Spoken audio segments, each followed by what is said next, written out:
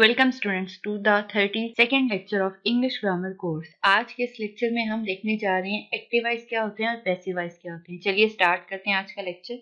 एक्टिवाइज और पैसिवाइज बनाने से पहले सीखने से पहले कि किस तरह उनको बनाते हैं, क्या रूल्स है जिनको हमें फॉलो करना है, उन सबको देखने से पहले हम पहले ये देख लेते हैं कि एक्टिवाइज पैसिवाइज बेसिकली होते क्या हैं। एक्टिव वॉइस जैसे कि आपको एक्टिव के साथ भी वॉइस का वर्ड नजर आता है और पैसिव के साथ भी वॉइस का वर्ड नजर आता है।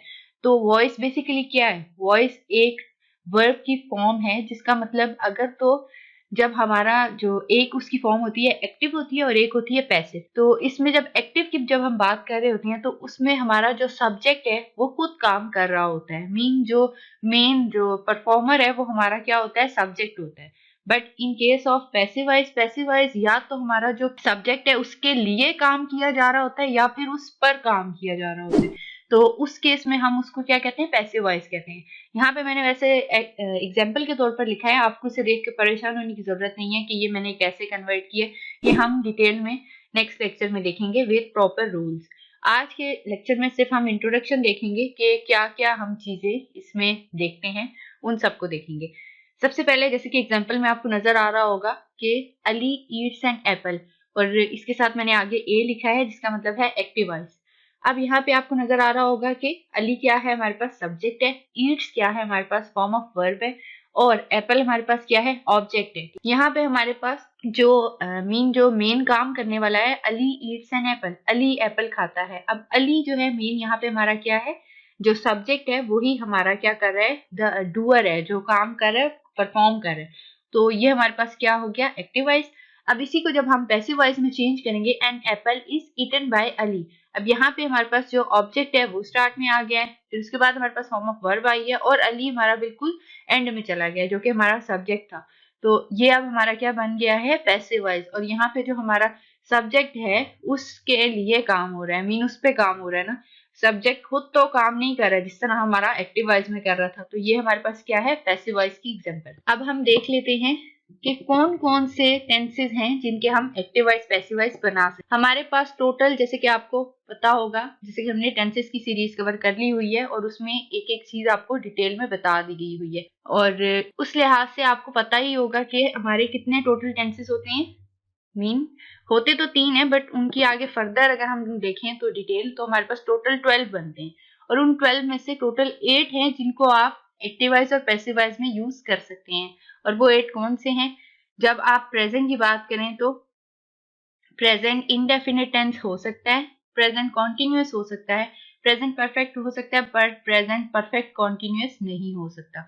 इसी तरह जब आप पास्ट की बात करें तो पास्ट इंडेफिनिट टेंस हो सकता है, पास्ट कॉन्टिन्यूअस भी हो सकता है, पास्ट परफेक्ट भी हो सकता है, बट पास्ट परफेक्ट कॉन्टिन्यूअस नहीं हो सकता।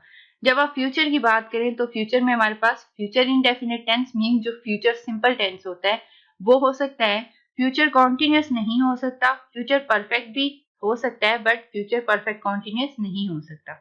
तो टोटल 8 है जिनको हमने टेंसेस में यूज करना है। अब हम देख लेते हैं कि कौन से रूल्स हैं जिनको हमने फॉलो करना है और उनको फॉलो करके हमने जो हमारे एक्टिवाइज पैसिवाइज हैं उनको बनाना है। यहाँ पे आपको कोई भी जब आप इस तरीके से जब आप एक्टिवाइज पैसिवाइज बनाने की कोशिश करेंगे, जो कि रूल्स मैंने यहाँ पे लिखे हुए हैं, तो आपको कुछ भी याद रखने की जरूरत नहीं है। जैसे कि हम अक्सर जो है एज अ स्टूडेंट हम कंफ्यूज हो जाते हैं ना कि अब हमने टेंसेस को याद हमने सबसे पहले टेंस पहचानना है कि ये कौन सा टेंस है, प्रेजेंट इंडेफिनिट है, पास्ट इंडेफिनिट टेंस है या फिर परफेक्ट है, कौन सा है, और फिर इसको किस से किस में चेंज करना है। फिर इसके बाद हमने देखना है कि इसमें कौन सी फॉर्म ऑफ वर्ब यूज हुई है, ये है वो है।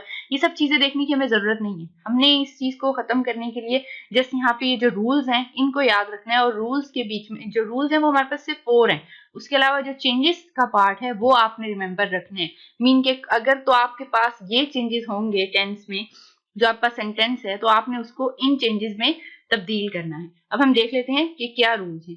सबसे पहले हमने जब भी एक्टिव वॉइस को पैसिव वॉइस में चेंज करना है तो हमारे पास जो ऑब्जेक्ट है, जो कि रूल नंबर 1 है, आपको नजर आ रहा है, जो ऑब्जेक्ट है उसको उठाना है और सब्जेक्ट की जगह पे रख देना है। ठीक है, पहला तो हमारा ये रूल है। अब दूसरा रूल ये है कि हमें सेंटेंस में कुछ चेंजेस करने हैं। चेंजेस को हम आफ्टर 4 रूल्स डिस्कस करते हैं। थर्ड हमारा जो रूल है वो क्या है? हमें वर्ब की थर्ड फॉर्म प्लस बाय हमें हर हाल में लगा देना है। हमने नहीं देखना कि वहां पे कौन सी फॉर्म है, वहां पे सेकंड फॉर्म यूज हो रही है, फर्स्ट यूज हो रही है, हमने वो चीज नहीं देखनी। हमने जस्ट वहां पे जो भी फॉर्म है वहां पे हमने वर्ब की थर्ड फॉर्म यूज कर लेनी है। वर्ब की थर्ड फॉर्म प्लस साथ ही हमने फौरन बाय लगा देना है। और फिर हमने एंड में क्या करना है, जो सब्जेक्ट है उसको उठा के ऑब्जेक्ट की जगह रख देना है। ये 4 रूल्स हैं जो हमने फॉलो करने हैं। अब हम देख लेते हैं चेंजेस क्या है। चेंजेस ये है कि जब भी आपको सेंटेंस में वर्ब की फर्स्ट फॉर्म नजर आए या फिर डू या डज, तीनों चीजों में से कोई एक चीज भी नजर आए, तो आपने क्या करना है, उसको इज एम आर, जो कि आपके मीन सेंटेंस पे डिपेंड कर रहा होगा कि आपने इज यूज करना है उसके साथ एम यूज करना है या आर यूज करना है, आपने इज एम आर में उसको चेंज कर लेना है। इसी तरह वर्ब की सेकंड फॉर्म प्लस डिड, मतलब या सेकंड फॉर्म नजर आ जाए या फिर आपको डिड नजर आ जाए सेंटेंस में, तो उसको आपने सिंपली वॉज और वर में चेंज कर देना है, डिपेंडिंग अपॉन के वहां सिंगल चीज यूज हो रही है या प्लूरल चीज की बात हो रही है। फिर इसी तरह आपने हैज, हैव और हैड का यूज कैसे करना है। जब भी आपको सेंटेंस में हैज या फिर हैव या फिर हैड नजर आ रहा होगा, सिंपली बगैर सोचे समझे आपने उसके साथ हैज के साथ हैज बीन लगा देना है, मीन बीन का यूज कर लेना है। ठीक है, इसी तरह हैव के साथ भी आपने बीन का यूज कर लेना है और हैड के साथ भी आपने बीन का यूज कर लेना है। और जहां पे आपको कहीं सिंपली विल यूज होता हुआ नजर आए सेंटेंस में, आपने उसको विल से विल बी में कन्वर्ट कर देना है। इसी तरह विल हैव को आपने विल हैव बीन में कन्वर्ट कर देना है। और ये जो लास्ट में लिखा हुआ है आईएनजी, आईएनजी जहां भी आपको मीन जो वर्ब की फॉर्म है उसके साथ आपको लिखा हुआ नजर आए कि ING mean eating, drinking, waiting, इस तरह के आपको मीन वेट, जैसे कि अब हमें पता है अगर वेट मीन यूज हो रहा है या फिर ईट्स यूज हो रहा है तो ये फर्स्ट फॉर्म है, बट इस मतलब ईट्स के साथ अगर मैं एस हटा के आईएनजी लगा देती हूँ, ईटिंग मीन अगर कहीं पे ईटिंग यूज हो रहा है या इस तरह का कोई सिमिलर वर्ड जिसके साथ आईएनजी आपको नजर आ रहा है, तो उसको आपने सिंपली बीइंग में कन्वर्ट कर देना है उसी को।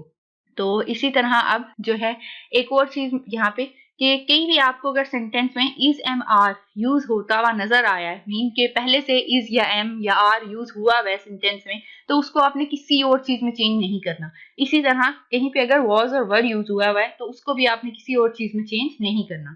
ये तो थे हमारे रूल्स। अब हम देख लेते हैं कि हमने सब्जेक्ट को किस तरह कन्वर्ट करना है। मीन आप सोच रहे होंगे कि सब्जेक्ट को कन्वर्ट करने की क्या जरूरत है। सब्जेक्ट को कन्वर्ट करने की इसलिए जरूरत है कि जब हम एक्टिव वाइज पैसिव वाइज में जब इनको हम यूज कर रहे होते हैं, एट दी एंड हम ले जाते हैं ना इसको सेंटेंस के, जैसे मैंने आपको वहां पे बताया कि हमने सबसे पहले ऑब्जेक्ट को उठाना है और सब्जेक्ट की जगह पर रख देना है।